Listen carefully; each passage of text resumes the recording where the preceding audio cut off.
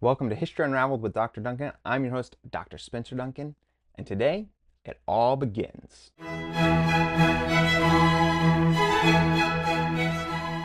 Here on History Unraveled, our very first area of focus is going to be Western civilization. Ooh, great.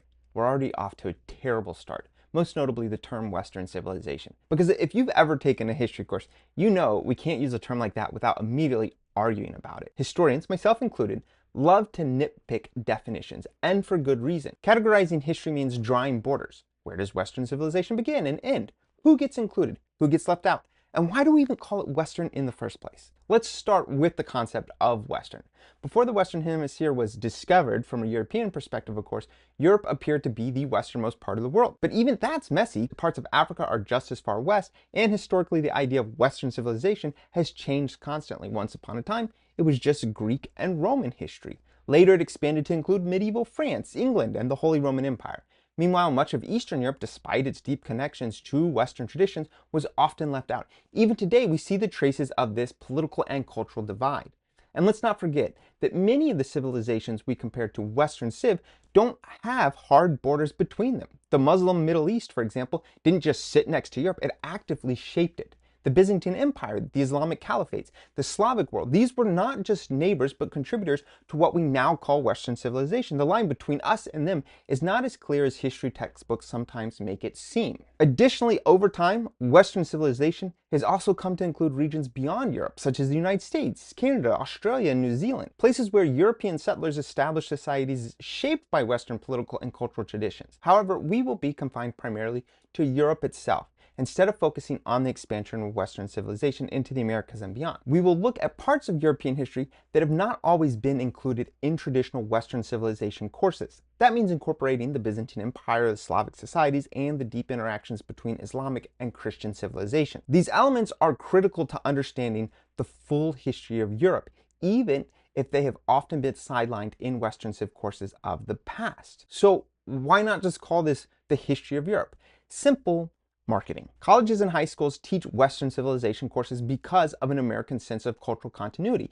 Even though the term is flawed, it's widely recognized, so we'll use it.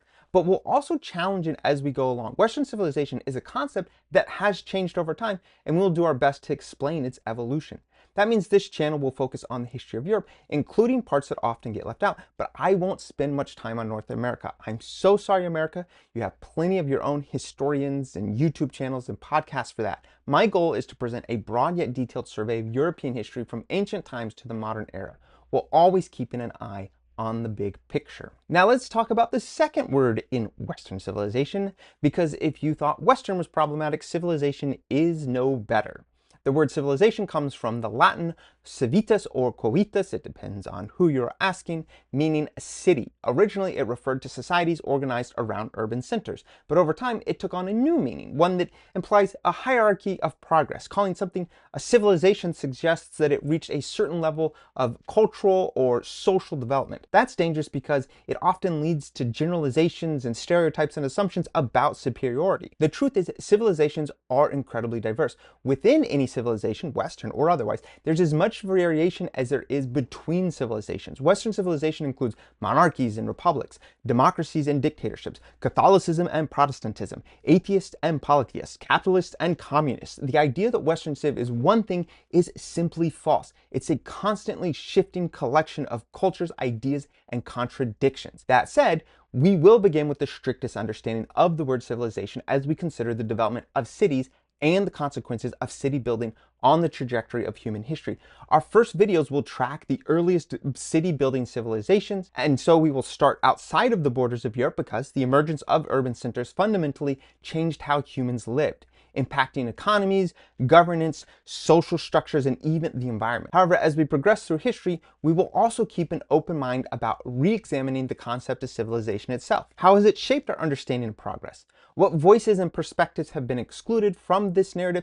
And ultimately, what does it mean to be civilized? These are questions we will continue to revisit as we explore Western civilization. So if defining history is this complicated, how do we study it? We start by accepting that history isn't just a list of facts. It's a conversation. Our understanding of history changes because we change.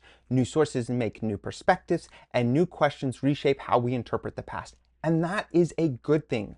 My goal isn't just to teach history, but to encourage you to think critically about it. Seek out voices you haven't heard before. Challenge assumptions. Be prepared for your perspective to evolve as you learn more, because history isn't about glorifying the past, it's about understanding it. To start, we'll have to go beyond Europe. Human civilization doesn't begin in Europe, after all. We'll begin by exploring the earliest civilizations, the Nile Valley and Mesopotamia, and see how these ancient societies laid the groundwork for what would become Western civilization.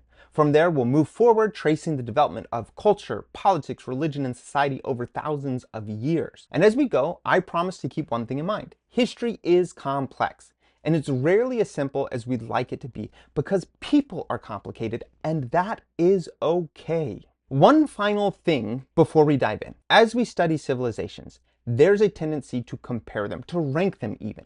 Don't do that. Civilization is not a competition. Every society has things to be proud of and things to be ashamed of.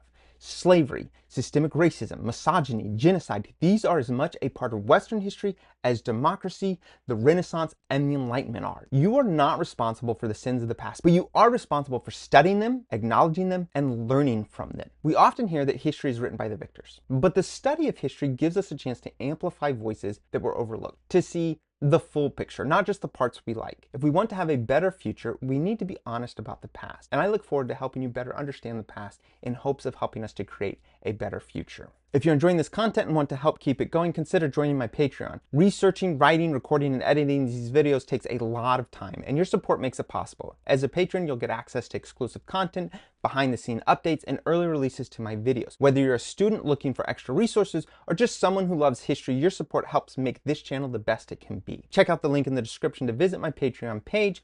Every contribution helps. Next step in our understanding of the rise of civilization is the populating of the world. We will take a deeper look at the rise of human beings and as they spread throughout the globe. I look forward to discussing it with you guys next time. Don't forget to like, subscribe, turn on those notifications, and until next time, stay curious.